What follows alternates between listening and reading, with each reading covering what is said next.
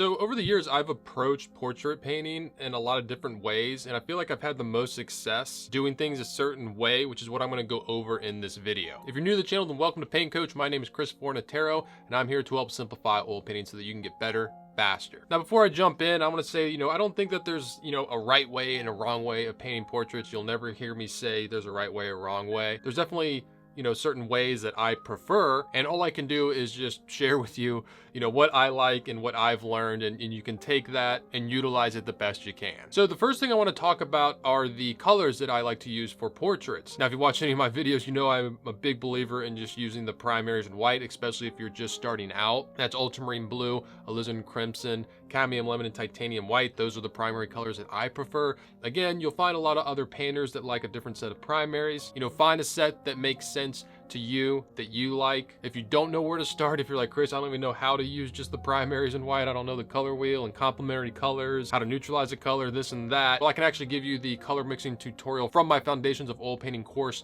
for free. I'll put a link to where you can get that in the description below. But there are a couple other colors that I do like to add on for portraits, and those are sap green, burnt sienna, and yellow ochre. I like the sap green because a lot of times when you're painting lighter flesh tones, you're gonna have a lot of reds and a lot of pinks. And a good way to knock that red back so it's not as vibrant, which is what you're gonna have to do a lot of times with skin tones, you're gonna need red's complement, which is green. So if I got a pinkish or reddish flesh tone, I'm like, it's a little too vibrant, a little too red, I wanna knock it back. Green is an easy way to do that. A lot of times with lighter flesh tones, you're gonna find a lot of green. That's a very common thing I've heard with a lot of portrait painters, is that you'll be surprised at how much green that you're actually using in skin tones. Now, yellow ochre I really like because it's a very desaturated yellow, so you don't have to do much to it. Like if I just add some of my crimson and a little white, I'm already in the ballpark of a lighter flesh tone. A lot of times for like really bright areas, I can use just yellow ochre and white. If you find that your skin tones tend to be a little too orange, adding some yellow ochre to your palette can help that, because a lot of times people will take their red, take their yellow, take their white, and they'll get kind of like a cream orange looking color, and they won't desaturate it enough with orange's complement blue, and it'll just come off too orangey. So with yellow ochre, it's already saturated, so you throw that with some of your crimson, you're already pretty close. I mean, you'll probably still have to add some green or blue to adjust it, but you're gonna get there a lot quicker. Now, burnt sienna I see as another desaturated color. It's a warm red, so anytime I want to warm up an area or add some red to it without pushing it too far too fast, I find the burnt sienna is really helpful. Also, I don't have black on my palette, but whenever I get a color that's pretty much close to black, I'll go straight to my burnt sienna in ultramarine blue. That seems to get me a very dark value really quickly. All right, now let's talk about my drawing. And as time goes on, I find myself using less and less of a detailed drawing, and I'm finding that helps me a lot. Now, don't get detailed confused with accurate. I still want it to be accurate in the sense of where certain things are. Now, I'm still kind of being vague with it. I'm finding the general location of certain things. How much far from the top of the head down do the eyes fall? Where does the nose fall in general? The mouth, the chin. Now, it can be helpful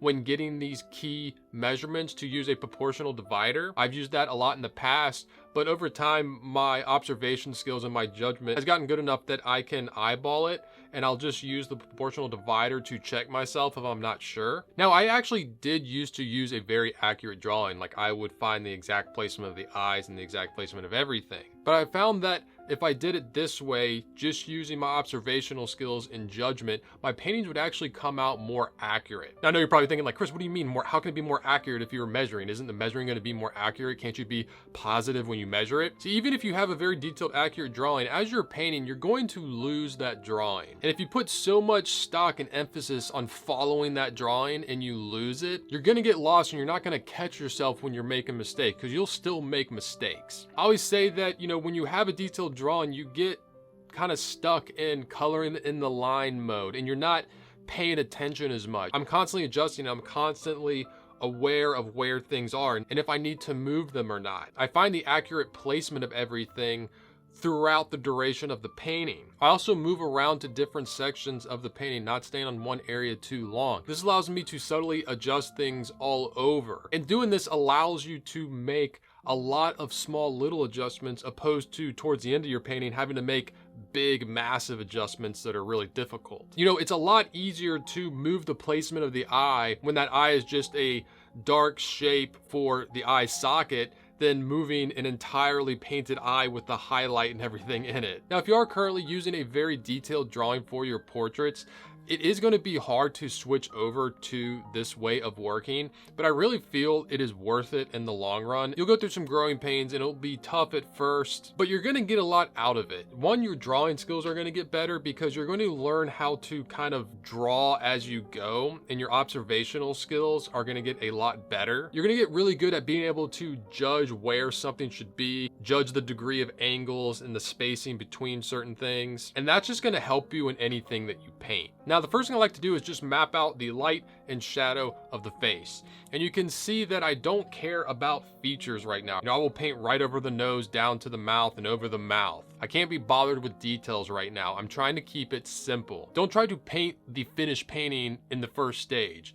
Build towards that. Work big to small. I'm squinting my eyes at this point and getting rid of detail and just massing in the big values. When I do suggest the features, it is very simple. I'm actually just putting them there as placeholders to get a feel for how it's going to look. So much of the next stage of the painting is going to be carving out the form of the face using subtle value shifts within those two big main values that I mapped out earlier. This is where understanding the anatomy of the face comes into play a lot and is very helpful. Just understanding the planes and where they're facing and the structure of certain areas is going to help you a lot. I saw a big jump in my portraits when I started to focus on the anatomy and the form of the face. Before, I was trying to just paint what I see, which works to a degree, but knowing the structure and the anatomy of the face will actually help you see more. I always kind of liken it to, if you're looking at the clouds and you're seeing a bunch of different shapes, if I tell you, hey, I see an elephant in the clouds, it's going to help you see it now that you know to look for it. I really hope that analogy makes sense.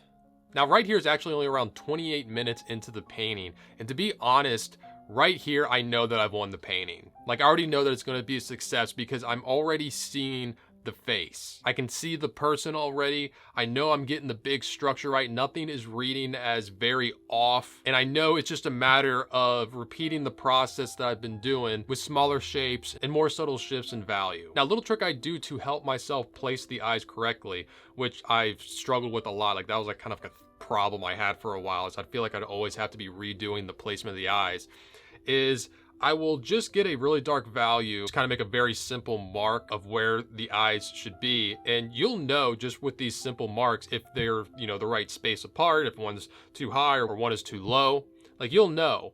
And so it will be a lot easier to fix that when it's just a little dark blob than a fully painted eye. So if I put these two little blobs in and they look off, I can easily scrape or wipe it off and just do it again. And I've also found it easier to paint in like the dark of the eye, like the color and everything, and then build the eyelids and everything around it. Now, so much of portrait painting is bouncing back and forth from light to dark, pushing and pulling the paint.